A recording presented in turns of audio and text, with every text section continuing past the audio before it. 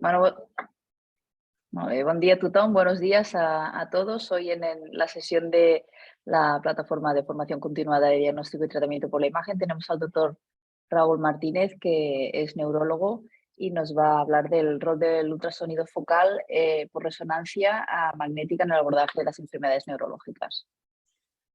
Hola, buenos días. Voy a compartir la pantalla para empezar, que tengo aquí la charla, ¿vale? Vale. ¿Se ve mi presentación? Sí. Sí, se ven ahora. Perfecto, Sí. Raúl.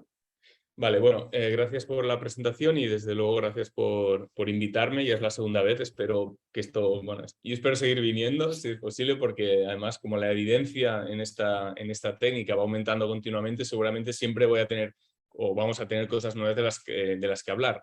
En primer lugar, bueno, esta es una técnica pues moderna o es una técnica reciente. No sé, vale. Es una técnica reciente y básicamente lo que consiste, estamos hablando de cerebro, es esto, es un transductor de ultrasonido que tiene, este es el transductor, que tiene 1024 haces de ultrasonido y que está acoplado a una resonancia magnética. Básicamente lo que el IFU es, el High Intensity Focus Ultrasound es esto. Como decía, es una técnica moderna, es una técnica reciente, pero la tecnología en sí es bastante antigua. El primer estudio que se hizo utilizando ultrasonido fue está publicado en el año 42. Este es el dispositivo, como podéis ver, bastante arcaico, y con este dispositivo arcaico lo que hicieron es calentar mediante la confluencia de estos haces de ultrasonido, que en ese momento no eran 1024, eran menos, pero lo que hicieron es primariamente calentar un bloque de parafina, como podéis ver aquí en esta imagen. Este es el calentamiento o los cambios post-calentamiento, y también lo utilizaron en tejido animal, en el hígado de animales, con el mismo objetivo, calentar con el objetivo de hacer una ablación en ese tejido. Lo intentaron en el cerebro, ya en este estudio tratan 5 animales en el cerebro. ¿Qué es lo que pasa? Que la mayoría de los haces, la mayoría de energía de ultrasonido se quedaba absorbida por el cráneo. Y de hecho esto incluso generaba algunas quemaduras en el cráneo de los animales. Y solo si le daban realmente mucha energía, esa energía traspasaba dentro del cerebro y podía crear un efecto focal de modificación del tejido, solo en situaciones de mucha energía que no eran tolerables para el cráneo. Por tanto, en ese momento, esta técnica se medio abandonó porque habían 2 limitaciones principales. La primera, que no teníamos guía radiológica en tiempo real, era muy difícil hacer lesiones precisas porque no tenías una imagen para irlas monitorizando. Y la segunda, en el caso del cerebro, porque teníamos el cráneo que impedía realizar confluencia eficiente y realizar una lesión que era el objetivo en la cirugía ablativa. ¿Qué pasa? Como sabéis muy bien seguro, en el año 77 se hace la primera resonancia magnética y esto se aplica para guiar los tratamientos con ultrasonido. Este también es el primer estudio en el cual, mediante guía radiológica, estos 2 transductores confluyen aquí, los haces de estos 2 transductores confluyen aquí y generan cambios en el tejido. Estos cambios son por el aumento de temperatura, son térmicos, digamos, por el aumento de temperatura debido a la confluencia de los haces de ultrasonido. Esto permite y ha permitido, y de hecho se ha desarrollado indicaciones en algunas estructuras, pues como la próstata, metástasis óseas o incluso tumores de mama, y en ese sentido, gracias a la guía radiológica, se ha podido desarrollar indicaciones ablativas en este tipo de enfermedades. Pero con el cráneo, en este momento, seguíamos teniendo con el cerebro, seguíamos teniendo el mismo problema. El cráneo absorbía toda la energía, necesitabas una ventana ósea, o sea, necesitabas una craniotomía para poder hacer una ablación, y realmente eso pues no tenía ventaja respecto a las técnicas que ya existían. ¿Qué pasó? Pues se desarrolló esto, se desarrolló digamos, un transductor preliminar al que tenemos ahora. Esto es muy bonito, en los artículos es muy bonito ver cómo van resolviendo los problemas técnicos de manera progresiva. Esta gente, bueno, siguen en activo y es que saben muchísimo. Es una cosa muy bonita ver cómo pensaban y resolvían. Lo que desarrollan es este transductor. Esto es un transductor, pues así, en forma de media esfera, Este transductor lleva 500 elementos, o sea, 500 haces de ultrasonido, y cada uno actúa de manera independiente. Pueden controlar de manera independiente la dirección de los haces. Esto permite, por un lado, disipar la energía, es decir, al ser un transductor entero, los haces vienen por todas partes, no es solo un foco que aumenta mucho la temperatura en el cráneo, y por otro lado permite corregir las aberraciones causadas por el cráneo, porque uno de los problemas del cráneo también es que como hay un cambio de interfase, eso modifica la trayectoria del haz, y esto lo que hace es que dificulte mucho la confluencia de los mismos. Con una serie de paradigmas que crearon, consiguieron que esa modificación pudiera ser precalculada y consiguieron aplicar fórmulas para que fuera corregida durante el tratamiento y crear una confluencia de haces eficiente que permitiera un aumento de temperatura. Por lo tanto, con este desarrollo, la resonancia magnética y este transductor con los 500, en ese caso 500 elementos actuando de manera independiente, se superaba la limitación de la falta de precisión de las lesiones y de la absorción y la distorsión que generaba el cráneo sobre los haces de ultrasonido. A nivel de cerebro tenemos tres modalidades principales. Una es con el High Intensity Focused Ultrasound, que es la termoablación, como os decía, aumento de temperatura por confluencia de los haces, y las otras dos que no son térmicas, son fenómenos físicos, que son abertura de barrera hematoencefálica y neuromodulación. Esto os hablaré más adelante. La más expandida es la termoablación y, como os decía, es una técnica muy en expansión. Cuando empezamos en 2016, como podéis ver, había muy poquitos centros en el mundo que lo hicieran. Se habían hecho prácticamente 500 procedimientos solo, y en el State of the Field Report de la Focused Ultrasound Foundation, que es una organización sin ánimo de lucro que está involucrada en el desarrollo de esta técnica, lo que vemos este año es que hay solo neurológicos 82 centros. Yo creo que hay más, yo creo que esto no está bien actualizado, pero como podéis ver hay muchos centros que hacen diferentes aplicaciones, sean de ablación o de VV Open. Desde luego se ha expandido mucho en estos últimos años. Y el número de tratamientos, como podéis ver, también se ha disparado exponencialmente. En el 17 no llegaban a 600 y el año pasado se hicieron casi 3000. Mayormente estamos hablando de temblor esencial. Bueno, hablaré de la termoablación, que como os decía es la indicación más aprobada y más expandida a nivel mundial. Simplemente para que veáis en qué consiste, esto lo mostré la última vez hace 2 años, pero para que veáis en qué consiste o cómo es el manejo en específico de un paciente. Lo primero, tú bajas al paciente la resonancia magnética, aquí tenemos un paciente con temblor esencial, al paciente se le ha rapado al cero porque hay que quitar todo el pelo para que no interfiera en los haces de ultrasonido, se le coloca el marco estereotáxico con anestesia local y al paciente lo colocas en la resonancia magnética, donde se va a estar las próximas entre 2 y 3 horas y media, dependiendo del tratamiento, si es temblor esencial, si es Parkinson y tal. Aquí veis el transductor, la resonancia y aquí al paciente inmovilizado. Lo siguiente, aquí en el transductor, como podéis ver, hay una interfase de agua. Esta interfase de agua permite, 1, aumentar la transmisión de los ultrasonidos, porque la mejora el agua, y 2, enfriar el cráneo. Aunque hemos conseguido superarlo de la barrera del calcio del cráneo, todavía se calienta el cráneo, la energía se absorbe por el cráneo. Y esto calienta las estructuras y se requiere que haya agua circulante a baja temperatura para enfriarlo. El siguiente paso, la primera parte del procedimiento es, tú en el software, en la consola, apuntas hacia dónde quieres ir dependiendo, como os decía, de si es un temblor esencial o una enfermedad de Parkinson, y colocas las coordenadas. El targeting a día de hoy mayormente es basado en coordenadas. En este caso, colocas las coordenadas del tálamo y quieres, porque es un temblor esencial, y quieres dirigir todos los haces y la confluencia hacia el tálamo.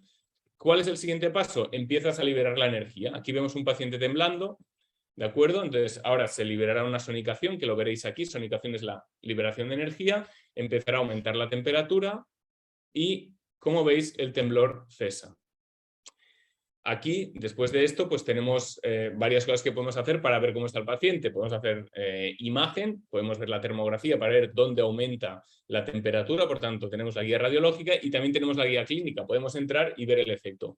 Esto es una gran ventaja porque esto lo que nos permite es ir haciendo sonicaciones de manera progresiva, es decir, empezar con baja energía, que sabemos que una baja energía no provoca una lesión pero ya vemos efectos clínicos, aunque todo vaya a ser transitorio, y si vemos que estamos bien localizados, es decir, que mejora el temblor y no hay efectos secundarios, aumentamos la energía para hacer la lesión permanente. Si por el contrario liberamos baja energía, vemos que el paciente, pues yo que sé, desarrolla un facial, de hecho esto nos pasó ayer un paciente que estábamos tratando desarrolló un facial, y como eso es localizador, sabíamos que nos teníamos que mover medial para evitar impactar en la cápsula. Nos movimos medial, volvimos a empezar el aumento, el paciente mejoró sin presentar signos capsulares. Y esto es una gran ventaja también respecto a técnicas anteriores. Vale, en temblor esencial hay bastante evidencia y yo lo intento resumir porque si no, ya os digo, esto va aumentando y no acabaríamos. El primer, digamos, highlight fue en 2016, este estudio randomizado de talamotomía unilateral. De momento esto es unilateral para el temblor esencial, y aquí comparaban un grupo de tratamiento real con un grupo sham. Al grupo sham lo ponían en la resonancia, le hacían todos los preparativos, hacían como que estaban realizando realmente el tratamiento, pero la liberación de energía era falsa. No, las sonicaciones no llevaban energía, por lo tanto no hacían una talamotomía, no hacían lesión. Lo que vieron es que a los 3 meses el grupo realmente tratado pues mejoraba respecto al grupo sham, y esto era evidencia clase 1. Esto se asociaba a mejoría en discapacidad, que eso es muy relevante, porque al final lo que estás tratando es la discapacidad asociada al temblor, y en calidad de vida. Por supuesto, había efectos secundarios, porque tú haces una lesión y la posibilidad de efectos secundarios siempre está ahí. Pero lo importante es que la mayoría de efectos secundarios eran leves o transitorios. Son transitorios porque se asocian al edema perilesional, y este edema se va resolviendo. A medida que se va resolviendo, los efectos secundarios desaparecen. Es cierto que siempre que haces una lesión, independientemente de la diana, pueden haber efectos secundarios permanentes. Eso es así. Pero el ratio de efectos secundarios permanentes o importantes es muy bajo. Esto es una de las preguntas que surgen muchas veces. Bueno, te haces una lesión, pero ¿cuánto dura el efecto? Porque claro, la estimulación la puedes aumentar y esto es una lesión y fin. Bueno, la evidencia publicada, nosotros hemos tratado pacientes hace 7 años y os puedo decir que en la mayoría de los casos el efecto persiste. La evidencia publicada, esto es muy reciente, es de hace un mes, es hasta 5 años. Y como podemos ver, las escalas de temblor siguen siendo mejor a los 5 años que en baseline, y las escalas de discapacidad, pues también. Es verdad que aumenta un poquito la discapacidad con el tiempo, pero aún así sigue siendo mejor que antes de la talamotomía. Y otra de las cosas que preguntan es, ¿pero se pueden tratar los dos lados? Bueno, nosotros lo hemos hecho, hay 3 series publicadas, esta es la nuestra, que fue la primera, y lo que vimos es que tratando el segundo lado, pero de manera, no al mismo tiempo, sino en 2 estadios, en 2 tiempos, el temblor mejora en el segundo lado de manera equivalente al primer lado, y lo más importante es que no observamos efectos adversos permanentes. Esto es un estudio de 9 pacientes, un estudio abierto. Ahora en marcha hay un estudio randomizado para demostrarlo con mayor evidencia. ¿Y por qué os digo que no se pueden hacer de manera aguda los 2 tratamientos? Yo creo que eso probablemente no se podrá hacer, y además en algo que no es urgente tampoco tiene mucho sentido hacerlo. No se puede hacer porque la lesión de inicio es bastante grande. Aquí veis, esto es un tratamiento bilateral. Esta lesión tiene 24 horas, la de la izquierda, ¿vale? Y el foco de la lesión está aquí, y el edema perilesional rodeando la lesión. Y la otra, en el contralateral, vemos una lesión que tiene 3 años. Es mucho más pequeña, como podéis ver, pero se ve el área de gliosis, y un paciente probablemente no toleraría o le daría efectos secundarios bastante relevantes el hecho de tener 2 lesiones a la vez como esta lesión aguda. En cambio, como este ya es hecho pequeña y simplemente está en el foco, pues en este caso del tálamo, sí que se tolera tener una lesión contralateral. Estos son otras 2 secuencias, un SWAN y un T1. Como podéis ver, la lesión aguda es más grande que la otra. Esto en cualquier caso requiere, en Japón ya está aprobada la indicación, pero esto requiere más estudios para tener mayor evidencia. ¿Qué pasa con la enfermedad de Parkinson? Bueno, el primer estudio es un randomizado del mismo equipo, el equipo de Virginia, que fueron los pioneros de la técnica, en mi opinión. Es un randomizado que comparaba talamotomía para el temblor parkinsoniano versus un procedimiento sham. Aquí lo que mostraron es que la talamotomía también era superior, con unos resultados un poco más modestos con el temblor esencial, pero en cualquier caso mejoraba el temblor parkinsoniano en una talamotomía. De hecho, una talamotomía mejora, digamos, conceptualmente cualquier tipo de temblor. Pero la enfermedad de Parkinson, como sabéis, no es solo temblor, también es otros síntomas no motores y síntomas motores como la rigidez y la bradicinesia. Y eso no mejora sustancialmente con una talamotomía. Para eso tenemos que ir a otras dianas, y una de ellas es el núcleo subtalámico, que es la diana por excelencia en la neurocirugía funcional.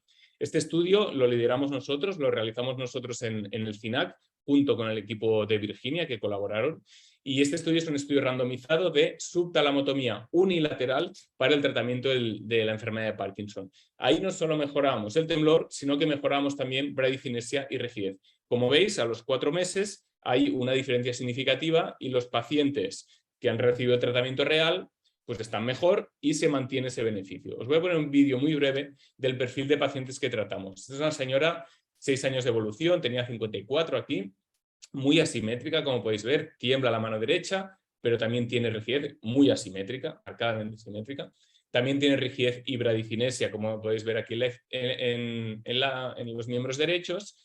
Y la marcha pues casi parece un poquito parética, no es parética, esto es por el parkinsonismo, pero bueno, es una muy buena candidata a una subtalamotomía. 4 meses después, sin medicación, aquí no está en off medicación, ha mejorado, no tiembla, ha mejorado las cinesias y desde luego la rigidez. Se ha hablado mucho de los efectos secundarios. Yo lo que os puedo decir es que, mira, aquí, esto es uno de los efectos secundarios que tuvo la señora, una disquinesia del brazo. Prácticamente ni se detecta, prácticamente ni se ve, nosotros porque lo sabemos y porque somos muy sensibles, pero yo lo que os puedo decir es que los efectos secundarios de la subtalamotomía, igual que de la talamotomía, son mayormente leves y reversibles. Siempre hay la posibilidad de un efecto que persista, pero ese es el grado de efectos secundarios que nosotros reportamos. Y lo digo un poco, insisto en ello, porque me ha llegado de varias fuentes de que nuestro artículo se utiliza para no hacer subtalamotomía porque tiene muchos efectos secundarios. Y esto es una charla un poquito más larga del proceso editorial y tal. Yo lo que os puedo decir, porque conozco bien a los pacientes y he hecho el estudio, es que la mayoría son leves, como habéis visto en este vídeo, y transitorios. Y esto es como, como aparece una subtalamotomía en el SWAN de un paciente al día y a los 3 meses que se va haciendo pequeña la lesión.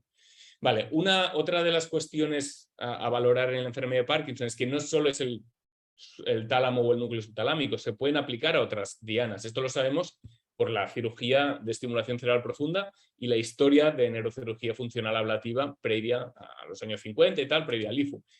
Una de las dianas posibles es el pálido y otra es una que se está explorando ahora actualmente, que es el tracto pálido-talámico. Ambas son prometedoras. Yo aquí no me plantearía esto como cuál diana es la mejor entre todas estas que estoy nombrando, sino que esto nos da la posibilidad, porque cada diana tiene sus especificidades a nivel de efecto clínico, a nivel de mejoría. Entonces, yo tal y como lo veo es qué diana es mejor para cada paciente específico. Para algunos será mejor el subtálamo, sin duda, para otros será mejor el pálido o el tracto pálido-talámico. Esto es algo que tiene que ir desarrollándose. No voy a profundizar porque aquí me podría pasar mucho tiempo, pero simplemente que quede para mí eso claro. No es que haya una diana mejor, es que hay una diana mejor para un paciente específico. Otra de las cosas que hay que responder es cuánto dura el efecto. Tenemos en segunda revisión un artículo de seguimiento de estos pacientes del estudio randomizado y como podéis ver, a los 3 años sigue, se mantiene el efecto de beneficio a pesar de que la enfermedad de Parkinson es una enfermedad degenerativa, no como el temblor esencial, pero a los 3 años se mantiene este efecto tanto en el lado tratado, en la unilateral, como en el global. Los pacientes siguen estando a nivel global, incluso con un tratamiento unilateral, mejor que antes de la intervención. Aquí podéis ver a la señora que os he mostrado a los 4 años tras el tratamiento. Recordad que le hemos tratado el lado derecho, ¿vale? No tiembla el lado derecho, las cinesias están mejor y ha presentado, claro, la enfermedad de Parkinson es difusa y es progresiva y ahora presenta clínica en el lado izquierdo y esa clínica no mejora suficientemente con fármacos. Por tanto, tenemos que hacer algo con ese lado izquierdo. Se nos ocurren varias alternativas, un DBS, colocarle un electrodo, pero nosotros lo que le planteamos, y esto es bastante reciente, o sea, este caso en concreto, es hacer una subtalamotomía bilateral en 2 tiempos y eso es lo que hicimos. Le tratamos el lado izquierdo, o sea, el hemisferio derecho. Y esto es un vídeo que me mandó ella al WhatsApp 3 semanas después de la segunda subtalamotomía. Pues lo siento, no es una evaluación muy formal, pero me lo mandó para que veáis que está muy bien. Igual que un poquito de disquinesia, pero bueno, casi que le favorece. Estamos en un estudio de subtalamotomía bilateral en 2 tiempos para ver en primer lugar, si es posible y si es segura. De momento hemos tratado 5 pacientes y bueno, estamos en ello. Ya iremos teniendo más evidencia. Otras indicaciones, esto lo hablábamos en la charla inicial, no solo es temblor y enfermedad de Parkinson. La distonía focal, la distonía en un lado del cuerpo, en un miembro, puede ser tratada y ha sido tratada. Los japoneses tienen mucha experiencia. Ha sido tratada también con una lesión en el tálamo. El pálido también sería otra diana, pero ellos tienen más, o sea, ellos clásicamente han utilizado el tálamo anterior y el ventroral, perdón. Y aquí podéis ver cómo, bueno, una talamotomía mejora, este estudio son 10 pacientes en abierto, y mejora todas las escalas de distonía. Y por supuesto la psicocirugía. Hay una gran historia, algunos lo sabréis, de psicocirugía funcional, con polémicas por malos usos del pasado, pero lo que sabemos es que un paciente con una enfermedad psiquiátrica que le genera una discapacidad importante y que no mejora con fármacos, puede ser tratado con psicocirugía, con estimulación cerebral profunda o con lesiones. Este estudio, que está muy bien, de hace 2 años, tratan pacientes con depresión mayor y con trastorno obsesivo compulsivo. La diana es la cápsula anterior y lo hacen de manera bilateral. Y como os digo, este estudio lo que muestra es que mejoran todas las, no en todos los pacientes, pero en casi más de la mitad de los pacientes mejoran las escalas a nivel psiquiátrico, y además ellos muestran, hacen tractografía y también hacen PET metabólico y muestran que esas mejorías están asociadas a cambios en la red límbica, en la red límbica, que es la que está mayormente relacionada con los aspectos psiquiátricos. Esto es abierto, son 12 pacientes solo, es preliminar, pero esta indicación, sobre todo la de trastorno obsesivo compulsivo, está en estudio y saldrán nuevas cosas en breve. Bueno, esto es lo que tenemos a día de hoy. ¿Qué nos ofrece esta técnica? Lo decía también al principio, tenemos que aprovechar pues, las mejorías que nos puede ofrecer esta técnica en el futuro. Desde luego, la neuroimagen va a ser fundamental en el desarrollo de esta técnica. Hay muchos estudios de neuroimagen. Este es un estudio en el que es el primero, pero hay varios más. Con teoría de grafos analizan los cambios que se generan en el cerebro post-talamotomía para temblor esencial. Lo que ven, y estos estudios muchas veces me pierdo porque empiezan a decirte conexiones y cambios en diferentes regiones, y a mí me cuesta encontrar, digamos, lo que subyace a nivel biológico de la mejoría, ¿no? Pero bueno, en cualquier caso aquí, en resumen, lo que muestran es que la actividad en los circuitos motores, fundamentalmente formados por estas estructuras, se reduce tras la talamotomía. Y esto sería lo que subyace a la mejoría en el temblor esencial. También se ha mirado, se ha estudiado lo mismo con resonancia funcional en ROI, se ha mirado lo mismo con temblor parkinsoniano. Y también encuentran cambios en el circuito motor. En este caso aumenta la actividad en el circuito motor post-talamotomía, y esto sería lo que subyacería a la mejoría. Yo os digo que hay varios estudios de estos, tampoco voy a profundizar mucho, pero sí que se encuentran... Aquí el mensaje un poco es que estas técnicas de neuroimagen funcional nos pueden ayudar a entender qué es lo que está pasando cuando hacemos una lesión y por qué los pacientes cambian su clínica, la mejoran. Nosotros lo hicimos también con PET de FDG en los pacientes con subtalamotomía. Lo que vimos, hicimos un PET de FDG antes de la subtalamotomía y 4 meses después. Y lo que vimos es que el patrón metabólico, hay un patrón metabólico característico de la enfermedad de Parkinson que está muy definido. ¿De acuerdo? Hay una hiperactividad en circuitos motores muy claramente definido. Pues lo que vimos es que por PET-CFG esa hiperactividad en los circuitos motores, partiendo del subtálamo hacia el pálido, que es el output, y áreas motoras corticales, pues que esa hiperactividad se reducía. Y digamos que los pacientes revertían ese patrón asociado al parkinsonismo típicamente descrito. Y eso sería lo que subyace, como os decía, la mejoría clínica de los pacientes. Otras técnicas que podemos utilizar, desde luego, la tractografía. La tractografía se puede utilizar tanto para ver, otra vez, los cambios microanatómicos que se producen por una lesión. Este es un estudio también que hicimos nosotros, en el cual, bueno, definimos o reconstruimos los tres tractos implicados, digamos, o alrededor del tálamo, y lo que vimos es que la mejoría del temblor se asociaba en los cambios locales y a distancia del tracto dentatorrubrotalámico, que también es el que se conoce que está asociado a la aparición del temblor. Esto pues, nos puede servir para entender por qué los pacientes mejoran. Y la tractografía también nos puede servir para la planificación, para el targeting. Nosotros esto no lo utilizamos, lo utilizan algunos grupos, pero en 2019 salió el primer estudio de pacientes en los cuales el targeting no era basado en coordenadas, sino era basado en tractografía.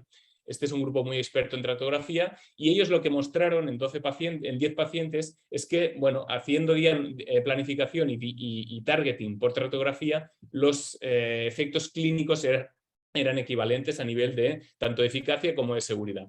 Este otro estudio lo que hacían era, hacían una talamotomía basada en coordenadas y luego aplicaban tractografía para ver qué es lo que hubiera sucedido si hubieran hecho la talamotomía por tractografía. Y lo que veían es que las lesiones por tractografía eran algo más anteriores y algo más mediales, que en teoría serían lesiones algo más seguras porque evitan la cápsula y evitan el lemnisco medial.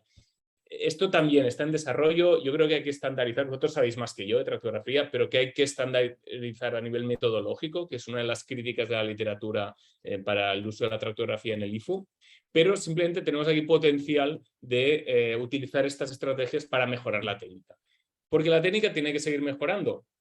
Y de nuevo, nos basamos en neuroimagen. Yo me centro un poco en neuroimagen por la audiencia, ¿no? Pero este es un estudio que hicimos en el CINAC con los pacientes, con el núcleo subtalámico. Este es un estudio de conectividad. Cogimos una base de datos de neuroimagen funcional y definimos a nivel cortical el área del pie y el área de la mano, ¿vale? Porque ahí estaba definido en función de tareas realizadas, cuándo se activaba el pie y cuándo se activaba la mano.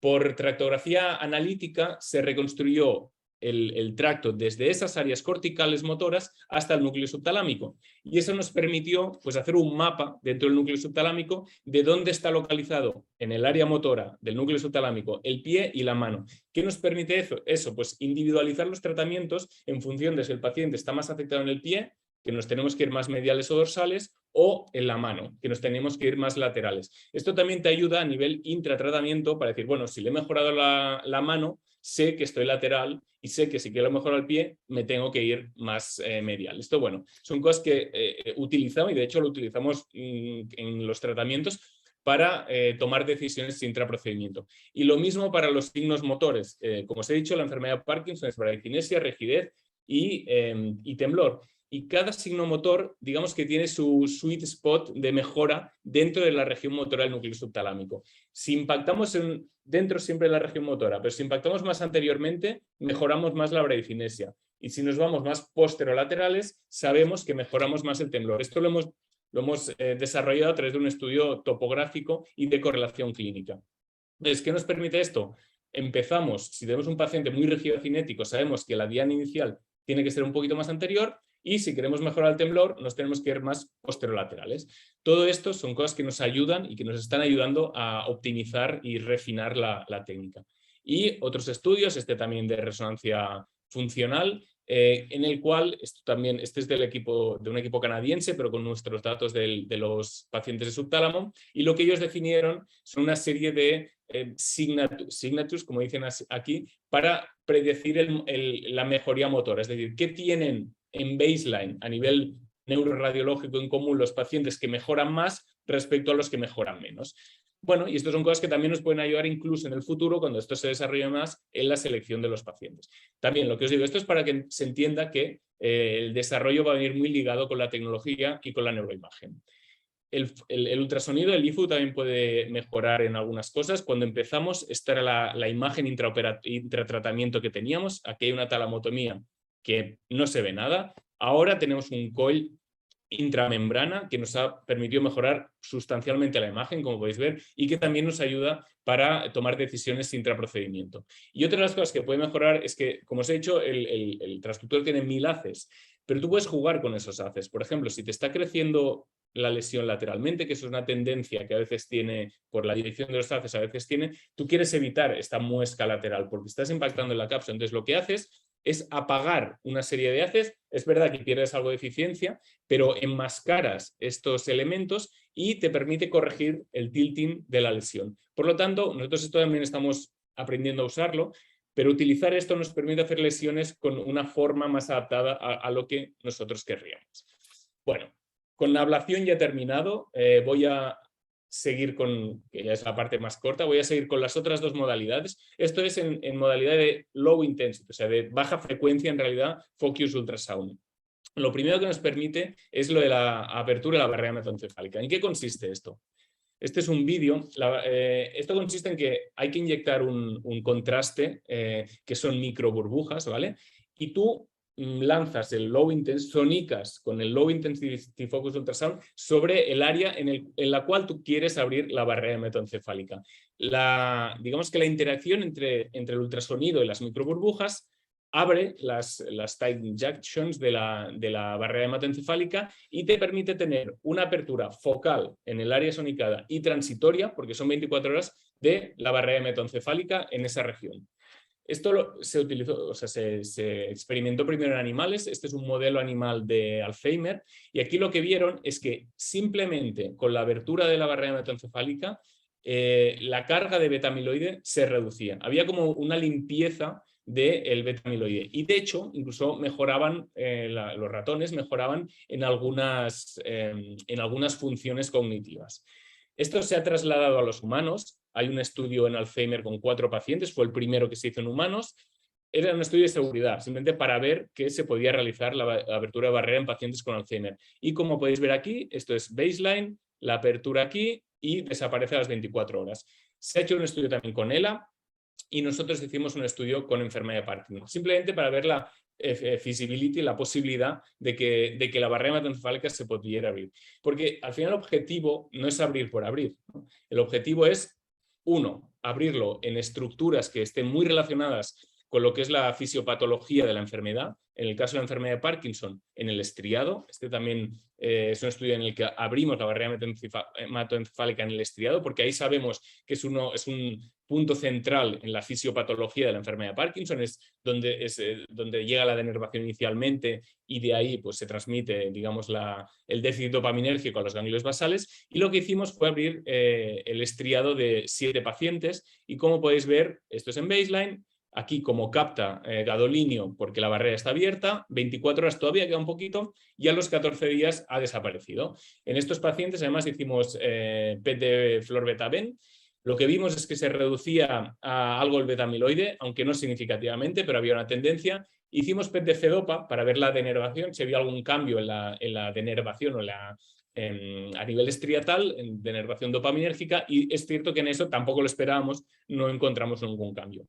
Y esto es uno de los puntos, ir al lugar donde empieza o donde donde se centraliza el proceso neurodegenerativo.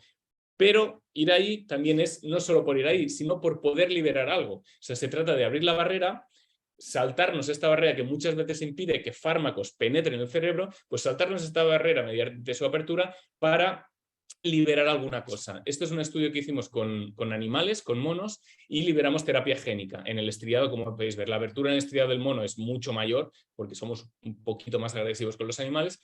Y bueno, lo que vimos es que la terapia génica llegó al cerebro, pero sin embargo es verdad que llega de manera parcheada, como podéis ver aquí. O sea, esta técnica es muy prometedora, todavía tiene que mejorar, o tenemos que mejorar algunos aspectos metodológicos. Por ejemplo, este último estudio muy reciente, también con animales, con ratones, vieron que tú abres la barrera, liberas un anticuerpo monoclonal anti-tau, y esa abertura de barrera te aumenta la captación del anticuerpo. Pero, por ejemplo, no pudieron demostrar que eso generara una reducción significativa del tau.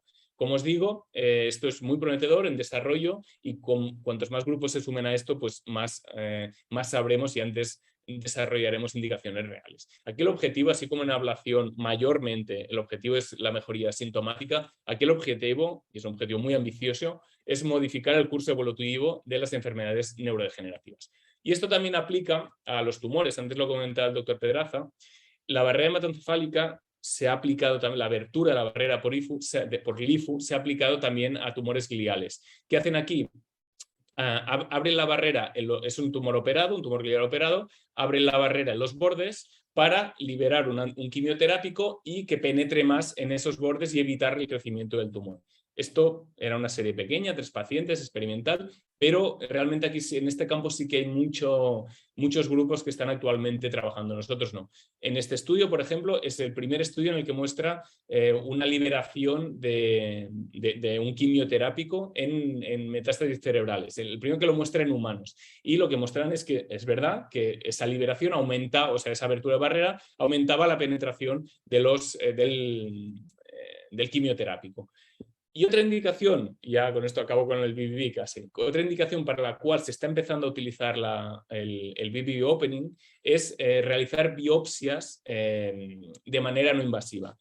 Aquí lo que hacían, y esto os digo, es otra indicación que está en estudio, es abrían la barrera en la área del tumor y analizaban, como vemos aquí, abren la barrera y analizaban en sangre algunos marcadores tumorales. ¿Qué veían? Pues que habían aumentado estos marcadores tumorales. ¿Esto qué nos permite? Pues hacer una biopsia no invasiva de caras al diagnóstico. Desde luego esto es preliminar, pero puede ser pues muy útil para evitarnos procedimientos invasivos como una biopsia cerebral.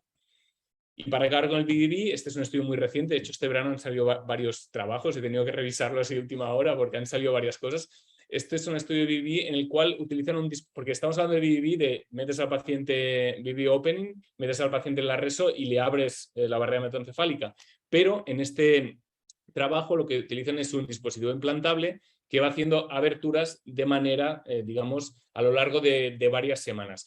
¿Por qué eso? Porque claro, tú no, en una enfermedad, sobre todo en una neurodegenerativa, pero en cáncer también, en un tumor también, tú no abres la barrera, liberas y se acabó, sino que probablemente tú requieres hacer ciclos de liberación del fármaco o el quimioterápico que sea. Pues aquí lo que hicieron es un estudio de feasibility, de ver si funcionaba esta apertura de barrera y lo que vieron es que sí, que este dispositivo abría la barrera. Es verdad que a nivel de neuroimagen, de reducción de amiloide y tal, no encontraron gran cosa, pero simplemente tenemos ya un dispositivo implantable que puede llevar el paciente, que no hace falta que vaya viniendo y hacerse IFUS de manera continua para abrir la barrera sistemáticamente.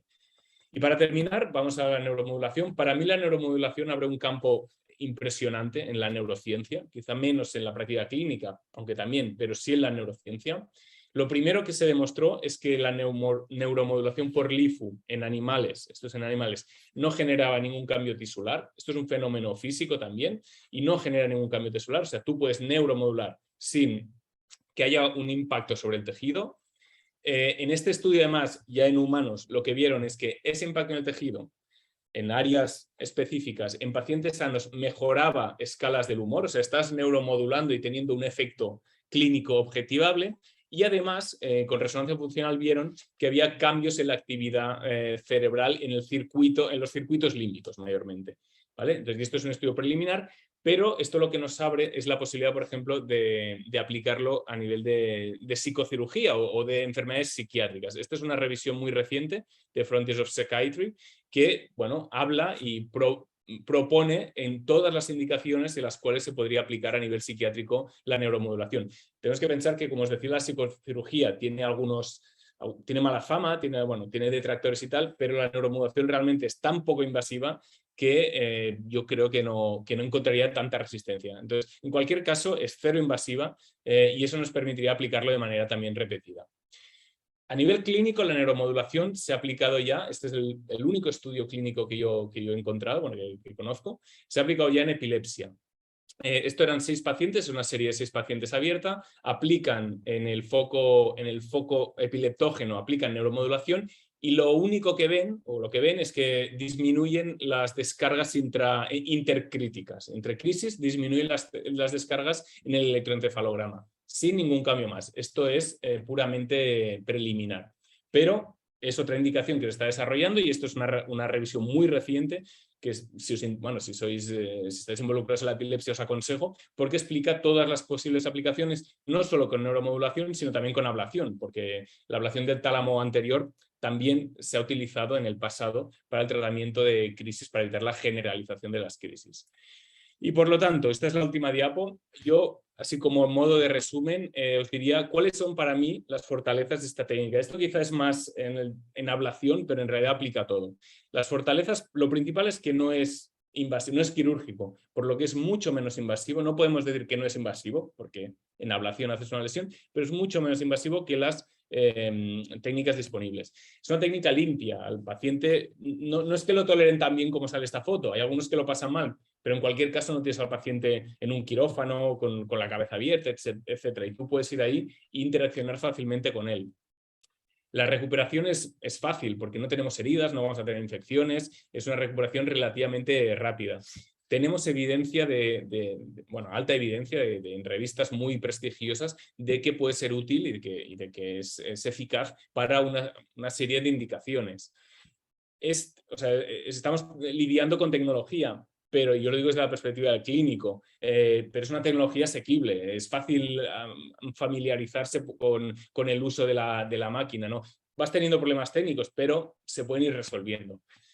Estamos, en mi opinión, en este punto, en la curva esta de expectativas de la tecnología. Yo creo que todavía estamos subiendo, no hemos llegado al pico. Yo a veces me siento un poco aquí, a veces, porque yo ahora empiezo a ver algunas de las limitaciones y me siento un poco abajo, pero lo que está claro es que no estamos en el plató de productividad. O sea, la máxima productividad de esta técnica todavía no está desarrollada. Y una cosa que hemos hablado antes, hay estudios, en comparación a otras técnicas neuroquirúrgicas, de que el coste-eficiencia de esta técnica es mejor. Bueno, esto también depende de los parámetros y de esto tampoco soy experto, con lo que no sé qué parámetros han utilizado, por ejemplo, en Cataluña para definirlo, pero sí que los estudios muestran que puede ser mejor. Y para finalizar, bueno, no sé si sois aficionados a la astronomía o la astrofísica y tal. Esta es la primera imagen que recogieron del telescopio, el nuevo telescopio de la NASA que se llama James Webb, que lanzaron al espacio hace unos 3 meses. Esta imagen es una imagen ingenieril, o sea, una imagen de alineación de todos los espejos que tiene antes de empezar a funcionar. Y lo que decían los técnicos es, ostras, si tenemos esta imagen solo como imagen técnica, no podemos imaginarnos qué es lo que vamos a tener cuando la máquina esté funcionando en pleno rendimiento. Pero un poco, aunque quizá no estamos en este punto, no estamos en la primera imagen, pero un poco el IFU yo creo que todavía y el LIFU tienen mucho potencial para desarrollar y que seguramente pasemos de imágenes más como esta a algo como esto, que es una de las últimas imágenes que ha mandado el James Webb y que, como podéis ver, es impresionante. Os aconsejo que miréis imágenes en internet porque es alucinante lo que manda este telescopio. Muchas gracias a todos. Muchas gracias, Raúl, por tu presentación, por volver a colaborar con nosotros en nuestra plataforma de formación y actualizarnos en un tema tan interesante como este que hemos hablado. Te paso, hay unas pocas preguntas. Te quería pedir si puedes contestar de manera breve, porque nos vamos un poco de tiempo para que nos dé tiempo un poco a leer todas, y la gente que tiene que empezar a trabajar, pues que pueda oírlas. Perdonad que me A ver, un poquito. A ver, empezamos con la pregunta de Luis Ramió, que, a ver, está aquí, ¿no? Que te felicita por la charla y por tu trayectoria clínica e investigadora, y pregunta si se puede plantear retratar a un paciente que no ha mejorado suficientemente o que evoluciona por la enfermedad. Sí, se puede considerar, sí. La respuesta es sí. Es una técnica o menos invasiva, con lo que sí. Lo hemos hecho alguna vez. Perfecto. Pero el doctor Víctor Obac pregunta más o menos cuánto cuesta una máquina HIFUS y si se acopla a cualquier RM que se tenga en el centro, pone mejor 3 Teslas, pero si no se tiene que sumar el coste de una nueva resonancia. Sí, claro, bueno, a ver, Siemens y General son compatibles con el IFU. Es que yo no sé ahora cuánto está el dispositivo. Junto con una resonancia estaba a $1,500,000 de dólares hace 3-4 años. Ahora mismo no lo sabría, pero nos movemos en esos parámetros. Pero sí, puedes utilizar tu resonancia de 3 Teslas y de 1,5 Tesla con el IFU. Vale, luego también añade otra pregunta y, que no tiene nada que ver, que dice que si tienes información si se ha utilizado en algún paciente con cluster headache, target hipotalámico, y cuál sería el mínimo tamaño de la lesión que se puede provocar con HIFU. muy pequeñita, eso lo controlas muy bien, puedes hacer una lesión mínima y no hay nada publicado, pero sí que se ha utilizado. En proceso de desarrollo de la indicación sí que hay algo, pero no hay nada publicado. Pero es una posible, todo lo que sea tratable con estimulación potencialmente puede ser tratable con esto, como idea general. O sea que sí. Muy bien. Otra pregunta que es de Carlos Fuentes. Pregunta si ha habido algún estudio sobre la aplicación del ultrasonido en la enfermedad de Alzheimer. Ya has comentado algo durante la charla. No sé si quieres añadir algún detalle más. BB opening para intentar reducir la carga de beta-amiloide, liberar algo y ver si con eso mejoramos los síntomas. En ablación no. Vale, y ahora una pregunta del doctor Carlos Alexander, que te felicita por la presentación y pregunta si en vuestra experiencia la técnica expuesta qué efectividad tiene en la depresión de adolescentes resistentes al tratamiento farmacológico. Yo no tengo experiencia, pero desde luego, bueno, como la estimulación cerebral profunda, es verdad que la estimulación en depresión tiene resultados un poco heterogéneos. Yo esperaría lo mismo. En cualquier caso, un paciente, sea adolescente o bueno, igual hay un poquito más de preocupación, pero adulto, si no mejora con ninguna otra terapia, si es una depresión muy invalidante, yo creo que hay que considerarlo. Pero bueno, la indicación no está todavía aprobada. Muy bien, muchas gracias. Bueno, hemos sido on time, ¿eh? Hemos hecho speaking al final. Son las 9 en punto. No sé, Salva, Raquel, si queréis hacer Raquel, la experta, evaluación final. La experta. No, nada, muchas gracias. Realmente ha sido una charla maravillosa y aparte de, bueno, pues evidentemente felicitarte por la experiencia y las publicaciones propias, ¿no? Pero la revisión bibliográfica en las que no has participado pues realmente es muy ilustradora. Bueno, gracias, muchas gracias. Y lo siento por extenderme, no me he dado cuenta, lo siento. Perfecto. Bueno, yo siempre intento hacer un pequeño resumen y daros las gracias. Bueno, gracias Noemí por tu moderación, Raquel por tus comentarios como experta en el día a día y bueno, como siempre Raúl, magistral. Entonces, yo creo que lo que he aprendido es que sobre todo estamos hablando de termoablación, que es una técnica no invasiva. Sí, sobre todo a nivel de Parkinson, sobre todo estás hablando del núcleo talámico y de pálido, y que el tiempo que dura el procedimiento, más o menos 4 horas, que los efectos han visto que hasta los 3-5 años persisten y que los efectos indeseables son transitorios, ¿no? Y después que respecto a la indicación, sobre todo es temblor, Parkinson, y se está empezando a indicar en distonía focal y en depresión, trastorno obsesivo-compulsivo, ¿no? Pero yo creo que lo que más espectacular que nos hemos caído de la silla es cuando has hablado del futuro. Nos has hablado de resting state, de cambio de método y mejora del método, resting state, tractografía, cuando has hablado de apertura de la barrera hematoencefálica en Alzheimer, bueno, y cuando has hablado de neuromodulación en epilepsia. Yo creo que estamos todavía caídos en el suelo de todo lo que has dicho. O sea que yo creo que va a haber grandes avances en el futuro. No sé si quieres comentar algo más de este pequeño resumen, Raúl. Excelente resumen, vamos, sí. No, nada más que añadir, sí. Yo creo como tú que estamos viendo que vamos a ir viendo los avances, o sea que a medida que se unan grupos al campo. Perfecto. Muy bien, pues muchas gracias. Seguro que contamos contigo el año que viene para que nos sigas esta revisión bibliográfica que has hecho maravillosa, de artículos también propios, para que nos sigas actualizando, porque es un cambio dinámico.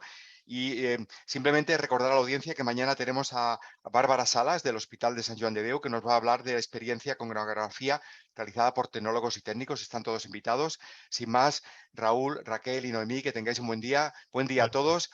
Nos vemos. Un saludo. Adiós. Muchas gracias. Adiós.